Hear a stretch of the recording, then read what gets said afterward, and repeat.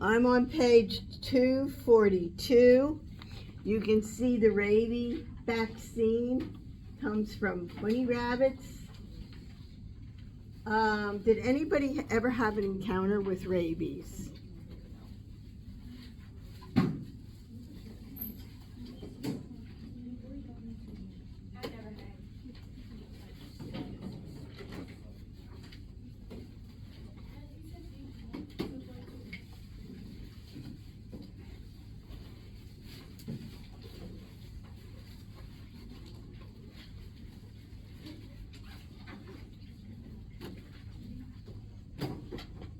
With rabies, did I tell you the story of my daughter's goat having rabies? Cutest little Gilbert. He was about this big. He was adorable. He was a dwarf goat. And Nicole's, my daughter's husband, let Gilbert out, and he heard Gilbert screaming. And he went running out through, and this man's better than 300 pounds, over 6 foot. He's a big man. And here was a groundhog biting Gilbert. So Andrew gave him a good kick and then tramped on his head. The groundhog was rabid, meaning whoever touched Gilbert and the saliva, it's transferred through saliva, had to have rabies shots. So poor little Gilbert had to be put down. My daughter, my granddaughter, and my son-in-law had to go for rabies shots. Now, they used to put them in their tummy, down around below your rib cage. They don't do that anymore. They give them in the arms. They're very painful.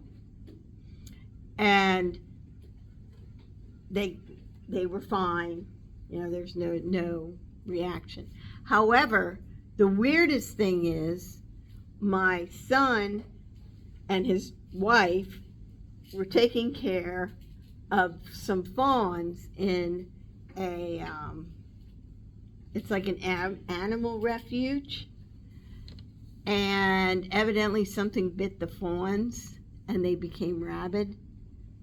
But my son and my sister-in-law were feeding these, daughter-in-law I guess she is, were feeding these rabid fawns. So they had to go through the rabies shots. So it is actually more common than you think. If you see an animal acting strangely, they look sickly, get out of their way. Because those shots aren't nice, and if you don't get the shots, you could go mad with it. It's a prion.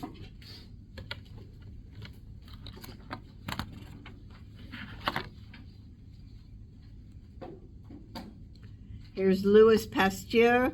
He made the rabies vaccine, and he was honored at a medical conference for that.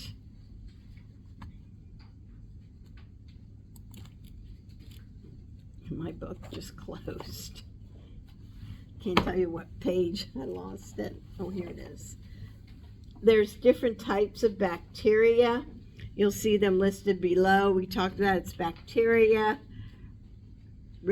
I cannot say this. Rickettsia, allergies, protozoa or algae, protozoa, fungi, prions, and viruses. It is listed. Yeah, it is in the packet. It is slide 11.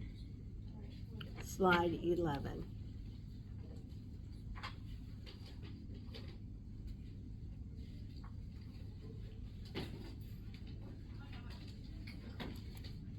Could somebody grab the door, please? Thank you, Nija. Now, what I want you to take most interest in this slide, 98.66 moist and dark is the best bacteria growing area. Who is that, or what is that? 98.6, dark and moist. Who's, what? The mouth. It's us. We are the best breeding ground for bacteria because of the temperature, the darkness inside of us, and the moisture. Very important. And those are the three factors that you will hear. But somehow it's got to get inside of you. Now, with that being said, you know that we have good flora? Do you know that we have good bacteria in our tummies? In our tummies and in our intestines, we have good flora that help us stay healthy. Sometimes when you take antibiotics, you ever get sick in the stomach from the antibiotic? It's killing the good flora and killing the bad flora. So you got to be real careful. The doctor has to have a real balance on it because it can really make you sick and also give you a yeast infection, which is not fun. Are you with me? Yes, no? Okay.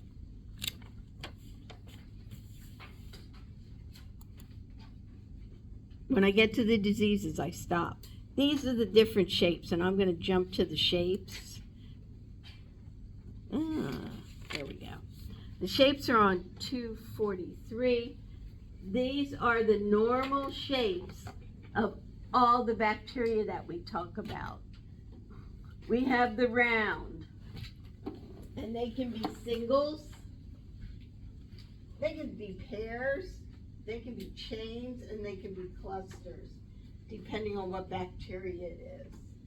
Over here, the bacillus, the rod shape, single, double, chains, and down here they have the flagellated bacilli. It means it has a little tail that pushes it around. Over here is the spirochetes, which is spiral. You have the Borrelia, and the other one I'm not even going to go into. But you can see they're wavy. And they're the three basic shapes.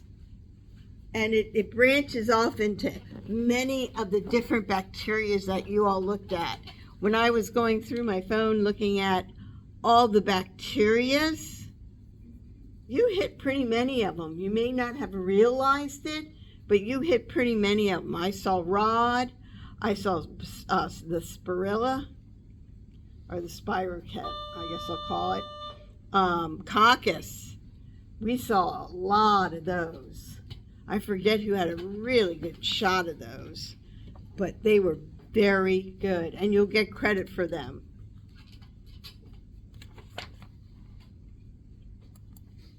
Here we have a colony of Streptococcus.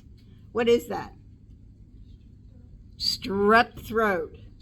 When they swab your throat, they're trying to pull this bacteria out of the back of your throat and put it on the petri dish and see if it grows. Someone had something that looked like this. Did anybody remember seeing that on their petri? I should have gotten the color petri. It shows up better. Someone did. That was your board. Your whiteboard. Or whatever that is. We saw, oh, that's where you got it, but that's what it looked like, right? Okay.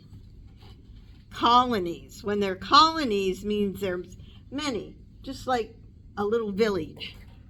And they're all feasting off one another and growing.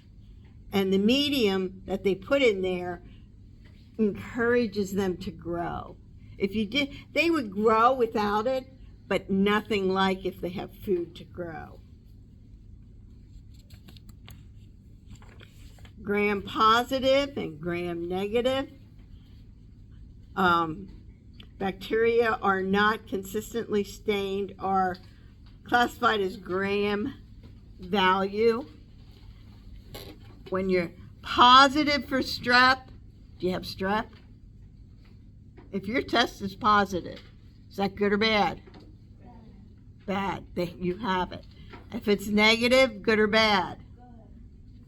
Bad. No. If it's negative, it's good. It's kind of the opposite. What? Sure. Here's what it looks like. Gram positive. You can see those chains growing all over there. And this is Gram negative. Nothing's growing, nothing's happening. There's bacteria there, but it's certainly not branching out at all. We talked about the aerobes, anaerobes, and facultative anaerobes. Aerobes need oxygen. Anaerobes do not need oxygen.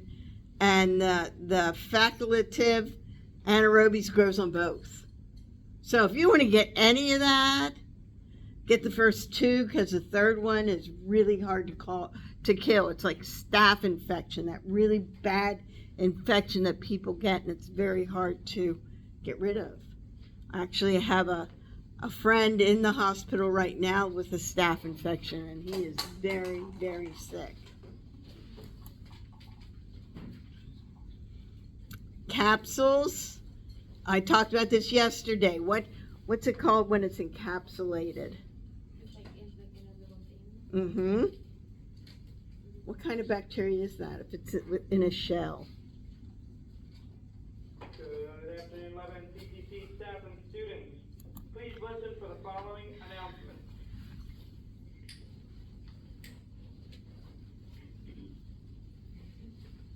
Students, if you're interested in becoming a school ambassador, And please make sure you go to the counseling office and hand in your form by this Friday. Once again, if you're interested in becoming a school ambassador, please go to the counseling office by the end of this Friday and make sure your paperwork is handed in. We want to congratulate Electrical Technology for their victory in volleyball. And we want to also congratulate second place, which was sports therapy. Students, as a last reminder, please make sure that you are not parking anymore. I know in the beginning of the year it's okay to do that, but with the Hilltop opening up soon, please make sure you're not parking on the side as you come up the building or come up the street on Metro Drive. On your left-hand side, there is that extra parking there. Please make sure you're not parking in that area, because that is where a lot of Hilltop people will park when the Hilltop opens up. Please make sure you're parking on the right-hand side after the third speed bump and all the way back in that large parking lot area. If you have any questions, please see Mr. DeMarzio. Thank you, staff and students. Let's make it a great day. Okay, you talked about spores. It has a hard shell. Hennessy said it has a hard shell, and it does. Very difficult for the body to kill because it can't get through that shell. But if we get, as I said yesterday, a spray with a sporicide in it, killing spores, we can clean up our operatories and work in them without any fear. Rickets were, I didn't say the whole word, but rickets is, it gets in your intestinal tract. It's insects, tiny fleas, ticks, mosquitoes, that bacteria gets into your colon and really wreaks havoc. You have Rocky Mountain spotted fever. Did anybody pick that for a disease? That's an interesting one. Typhus, that's an interesting one. Okay, algae, biofilm. You guys did the biofilm. Do you know what it is? Do you ever fill your kitty or your puppy's bowl up and he doesn't bother with it. So you go in and you wipe your fingers on the side, it's slimy. That's biofilm. That is biofilm growing on the bowl. That's why I always, when I give my dog and cat fresh water, I rinse it out because of that growing. It's like a fungus almost, like an algae. Well, it's algae, but it's slimy. It can be yellow, green, brown, red, and I would just suggest rinsing the bowl out for the animals. Protozoas. Protozoa is a small one-celled animal. It can survive inside your body. Blood, lungs, liver, brain. It mostly does not cause disease, but in a rare case, it could. We have fungus or fungi. That is in the yeast family, which could cause a yeast infection, candidiasis. It can be oral or vaginal, itchy, uncomfortable. It could be a very first sign of cancer, of many other diseases. Here, let's just do this. This is candidiasis. I had a friend who, when I was doing hair, I have my cosmetology license as well. And when I was in the shop doing hair, she came in one day, she could hardly talk. Her whole mouth was coated with that yellow stuff and then some real nasty red spots. They took liquid silver nitrate, which is black and silvery in it, and coated her whole mouth. She was still crying when she got back to me after the doctor because it burns. It like cauterizes the area to stop the growth. And then she had to go back 3 times for that to stop that growth of this oral candidiasis. And she was truly in pain. Truly in pain. Prions. This affects the DNA and the RNA, nucleic acid. This is mad cow disease. Did you hear about the chronic wasting disease that's out there with the deer? Are you Hunter? Oh, okay. I was surprised. Chronic wasting disease. And it affects a herd of deer. And usually if one gets it, many get it, and they waste away to nothing. I know some of the moose up near the Canadian border have had trouble with that as well. They call them a moose worm up there, but it's a prion that gets into their heads. People can get this. People can get this. They go mad.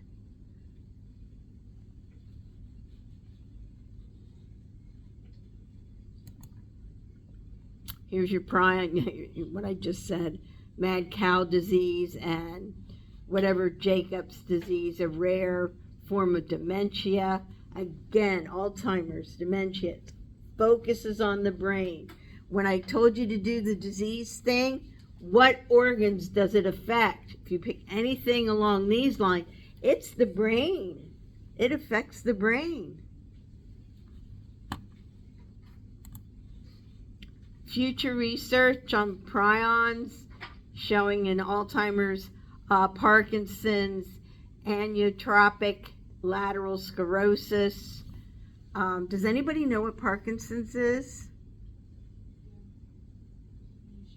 When you shake. Do you know what ALS is? Lou Gehrig's disease? Lou Gehrig's disease is a horrible disease. One of my husband's good friend from church and another guy, they would go visit Dean. His name was Dean. When they first started visiting with him, he couldn't walk. So he was in a wheelchair. He still could move his arms. He still could talk a little, but it wasn't clear, because what ALS takes away from you is all the communication from here to the rest of your body. Breathing, digestion, talking, muscle movement in any way. So Dean, I won't tell you what he told the guys because they were teasing each other back and forth. Wasn't nice. He would type it on a computer because he lost his voice, and then he lost the movement of his hands. So they would just go and sit with him, and they'd tell old stories to make him laugh. And it wasn't long until he passed because nothing was working anymore. And it's just a horrible way to see a friend leave you. Horrible. And it is a prion.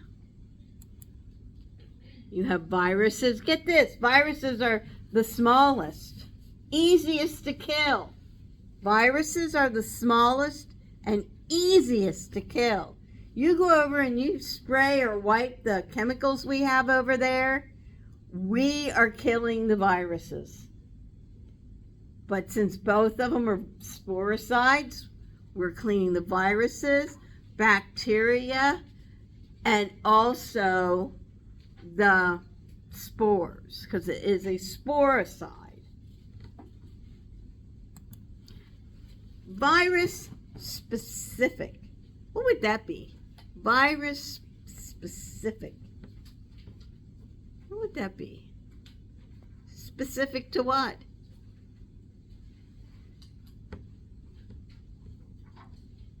What about hepatitis? What does that target?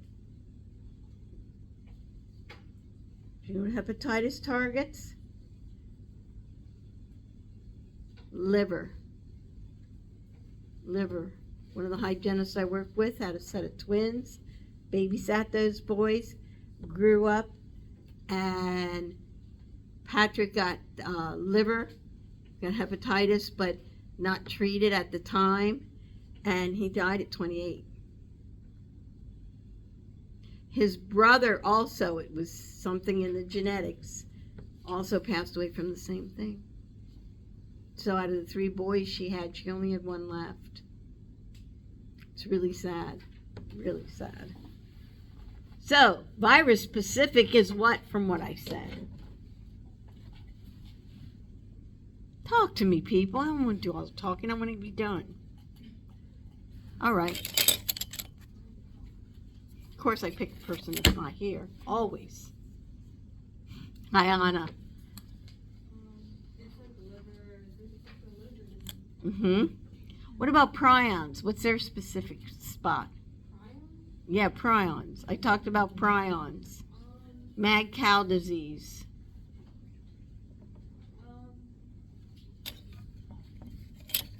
Is it the, Go ahead. is it the brain? Is it the brain? Yeah, it's the brain.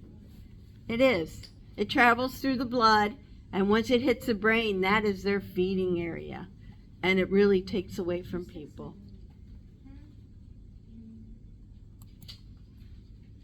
Latency. I talked about this yesterday.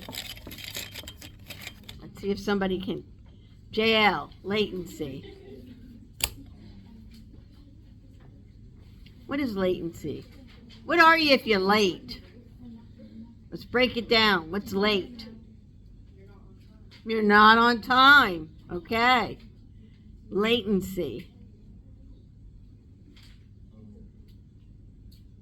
Let him think. He can do this. It takes like a while to. Honestly, like it's a virus that you have, but it takes a while to like activate. So it's like in the future. Excellent. Exactly right. Very good. Wait, Mrs. I have a question. So, like, what is it, like meningitis? That affects your brain, right? How does Correct. That, how does that get you? It usually enters through the spine and goes into the center of the spine, works its way up, and then it starts filling your head with fluid and pain. And then oftentimes there's triggers behind your ears to vomit. So if it puts pressure on behind your ears, you're throwing up all the time. When I have migraines, if I get that kind of migraine, I'm doomed. I'm in the bathroom dying. There are other ones where they'll drain you. They'll drain the extra fluid out or put a drain in it. Good question. But spinal meningitis, that viral or bacteria, is very, very, very contagious. So if you know it's there, you stay away. Here, the example they give, the bottom bullet there, hepatitis C. Now, you guys get vaccinated for hepatitis B. By the way, I need proof of that so I can let you go into offices. So just get your little shot record and bring it in. You sound like a bunch of puppies, but I need the shot record to prove that you've had your shots and that you can go out. Now, for hepatitis C, that's oftentimes if you're going to go across the ocean to a third world country, because they have a different type of hepatitis and it is dangerous. However, if you go and nothing happens, you say, oh, this is great, nothing happened, I'm good. Then it has a latency period. It's brewing inside of you, but you don't know it because you're not sick yet. It could go to 15 to 25 years till it shows up. Same with HIV. My cousin's boy was a hemophiliac. Do you know what a hemophiliac is? He didn't have enough clotting agent, so he's always black and blue. So he would have to get infusions with the clotting agent so he wouldn't bleed to death. So Michael was 9, and it must have been during a infusion when he was 9, he acquired the AIDS virus. Now, Michael is my son's age, and my son's 46. So Michael would have been like 48. But he died when he was 19. He was always a hemophiliac. He was born with that. It was genetic, given from the mother. So when he would get his infusions, AIDS wasn't even known back then. If you go back far enough, nobody knew it. They didn't test it for it. But by the time he went from 9 years old with HIV, HIV is the virus infection. AIDS is what happens to you. So he was 19. And normally they don't die from AIDS, they die from the effect of AIDS. It takes your immune system away from you. It allows fungus to grow in your lungs. Then your lungs can't breathe. And that's what happened to Mike. He had fungus from his mouth down through his lungs, which kept him from breathing, and he passed from HIV.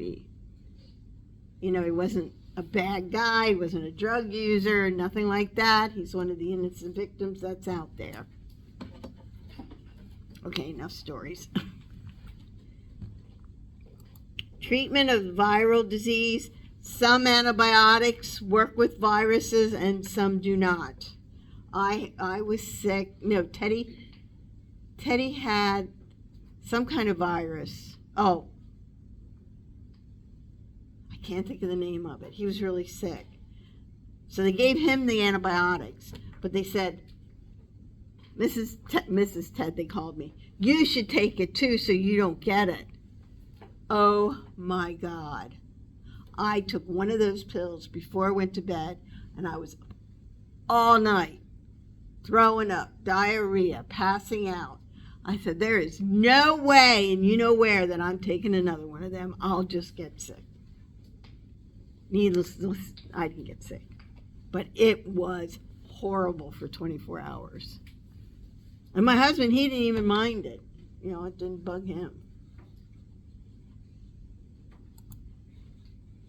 Okay.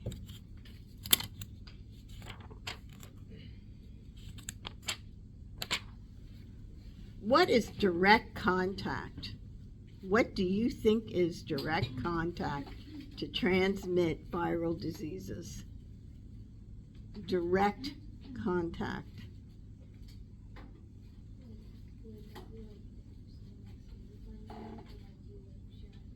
Say it a little louder.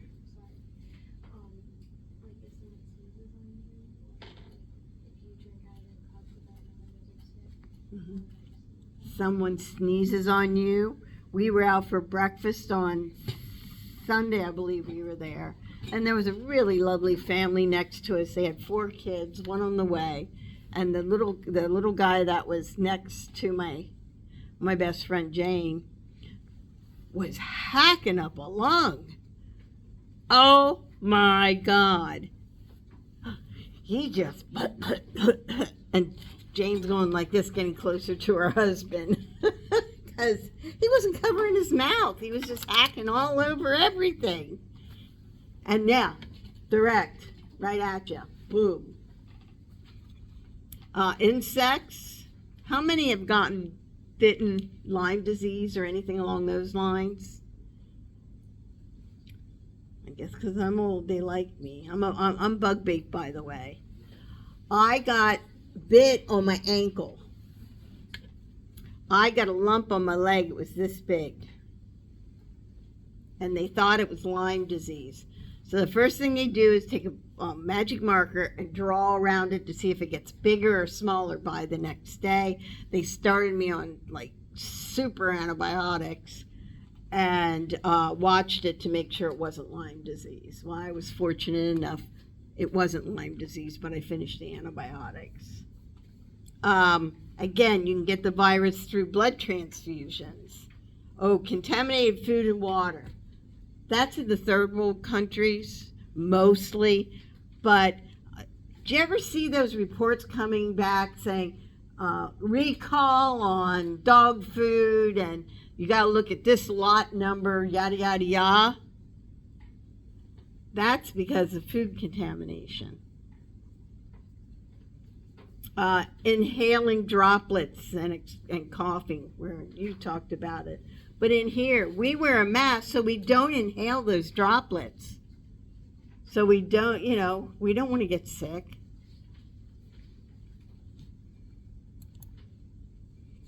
Almost there. Virus environment. What's the ideal virus environment? I talked about it when I started. Ideal virus environment.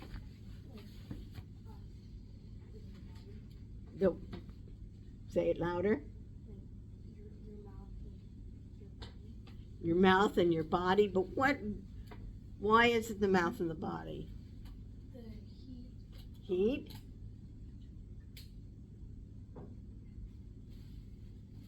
Is it dark in there? heat, the dark, and the moist. Yep, heat, the dark, and the moist. You need to know that. That is ideal growing bacteria. That'll be on the test. The heat, the dark, and the moisture. Ideal. Well, we know how it grows now. Here's a small blurb on how we're going to kill it. They're destroyed in the external environment, inside the body. Outside the body, my bad. Outside the body. Bactine. Antimicrobial soap. Hand gel stuff.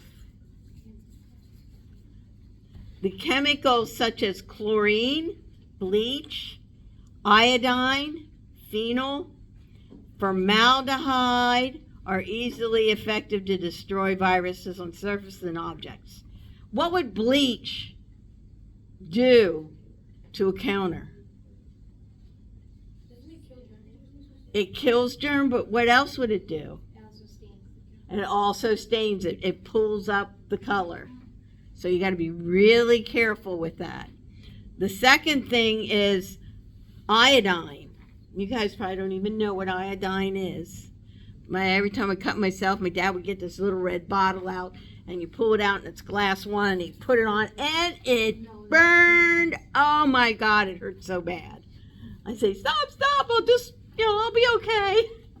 But iodine stains. My mom and my Aunt Sissy used to sit out when they were skinny in their bathing suits, and they would mix iodine and baby oil to get a tan. Iodine and baby oil. And yeah, they got a great tan, but they both got cancer later.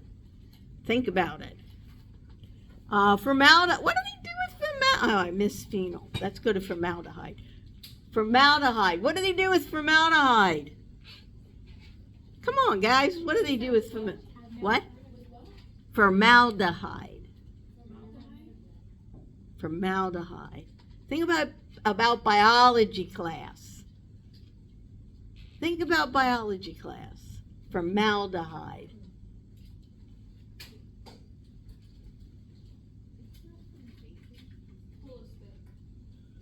Pull a stick? She's not here. I told ya. I do that every time. I always pull people that aren't here. Hennessy. I'll get that later. Hennessy. What's formaldehyde? Is it an organic compound? It's a what? Is it an organic compound? Is it a compound? No, it's a chemical. Is it a chemical formula? No. They embalm people with it. You know what embalming is? That embalming is when they pull the blood out and put fluid in, and it's formaldehyde. Why do you die? Funerals and stuff. That's what they use for taxidermy. They could. It would probably damage the skin, but if you go to a museum and they have like a lung inside a jar with liquid, that's formaldehyde. A dead baby, no, and I don't mean that derogatory, inside. Didn't you ever see that stuff in your biology class? Well, there's some next door. If you want to see, I can bring them over. Yeah, that's where the LPNs were. They had some of that stuff over there, like intestines and. It was stillbirth. I know my mother had a little boy before me, and he died 2 days before he was actually born. And she donated him to science, so other mothers didn't have to go through what she did. She donated him to science. She is Miss. What? Would you donate your kids to science? Maybe if it would have been if I would have been in her situation. Well, what would have been like the other option? To bury it. His name was Jeff. He had a name, Jeffrey. Oh, she even had the name. Oh yes. Then I came along, and then I came along, and I was a girl. She was not happy. She wanted a boy. Were you? Does she have more kids? Yeah, a boy. Another boy? The golden child, my brother. Who looks just like me, except he's hairier. He has long hair, I have short hair. All right, we are at the end of the first section to this. The rest we're coming on to diseases. I would like you to do the recall in just the first part up to, are you listening? Up to, where's the 18 split? Usually tell me where the split is.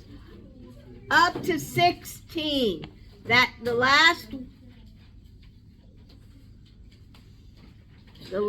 one is on 250. And the last number of the recall question is 16. So you have 1 through 16 for chapter 18.